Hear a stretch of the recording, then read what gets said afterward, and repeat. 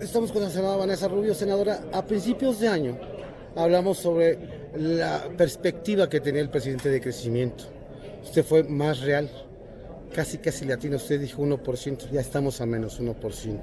¿Qué se prevé, qué se avisora para el próximo año, más con toda la situación que se está viviendo, que se ve que este año pues usted dio con el punto de crecimiento?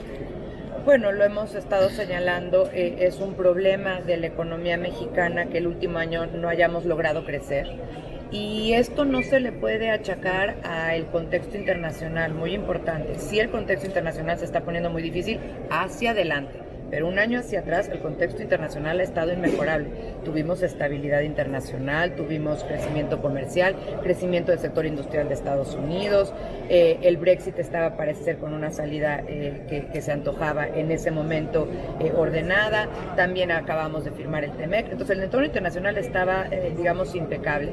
Y aquí pues le echamos ganitas para no crecer, esa fue la verdad. Y eso nos tiene creciendo cero.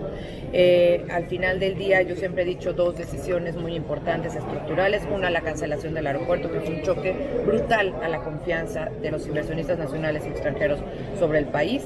Y número dos, la política que se ha seguido en materia energética, que fue la de cancelar las rondas o ponerle pausa a las rondas, y la de no incentivar la inversión privada en Pemex, en el tema del gas y en algunos otros temas relacionados con hidrocarburos.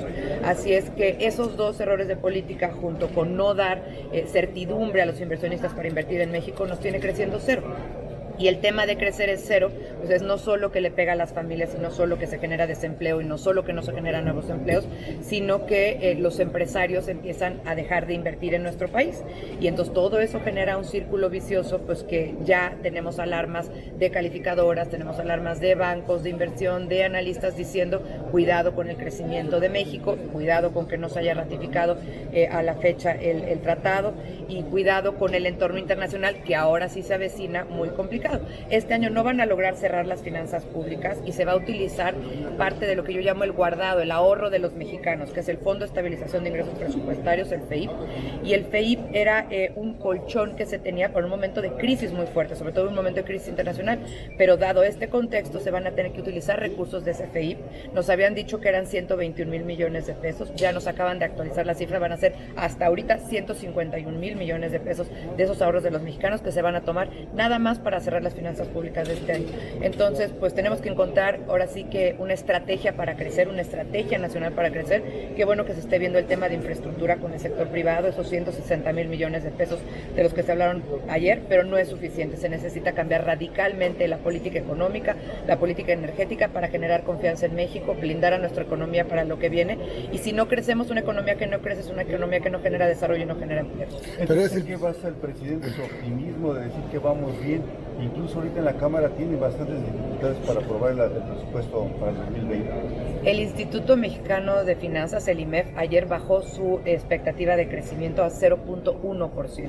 Entonces, estamos ya en el rango cercano a cero de las expectativas de crecimiento. No lo digo yo, es el Fondo Monetario, el Banco Mundial, la OCDE, los bancos de inversión, las calificadoras. Entonces, pues ahí están las cifras, ¿no? Y las cifras, esas no se interpretan, es lo que es, y están las cifras del INEGI. Lo que hemos crecido el primer trimestre, el segundo trimestre, el tercer trimestre, estamos diciendo, como bien se señalaba, debajo de cero o cero. Entonces, pues al final del día, ahí está, no estamos creciendo. La inversión fija bruta viene para abajo, la construcción viene para abajo, la minería viene para abajo, no se han generado suficientes empleos. Entonces, pues los datos ahí están, y al final del día lo que tenemos es que yo creo que no debatir los datos, sino asumir la realidad, y tenemos que ver cómo hacemos una estrategia nacional donde todos chambiemos para crecer. Pero este país es la 12ª economía del mundo por PPP. Necesitamos generar espacios de crecimiento y espacios de confianza. Y lo que se le ha dado es desconfianza a los inversionistas hasta ahora, nacionales y extranjeros, para invertir en el país. ¿Pero un colapso económico en el próximo año? Yo creo que no hay que ser catastrofistas, hay que ser muy responsables en ese sentido, pero hay que ver lo que está pasando. Hay que ver cómo cerramos el año, cuánto se utiliza del fondo al final del día de estabilización de ingresos presupuestarios.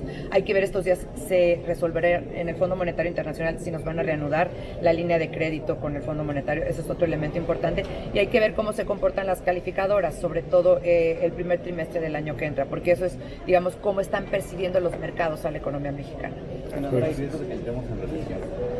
Estamos definitivamente en un estancamiento económico. Desde el punto de vista de teoría económica, algunos podrían decir que ya estamos en recesión y otros, yo me inclinaría por eso, no estaríamos en recesión porque no se han cumplido dos requisitos fundamentales, que es 2 trimestres consecutivos de crecimiento negativo, pero de que hemos estado en crecimientos negativos algunos trimestres sí y otros en crecimiento cero, entonces eso simplemente nos da crecimiento cero en nuestro país. Económicamente estaríamos preparados para un escenario de recesión en 2020.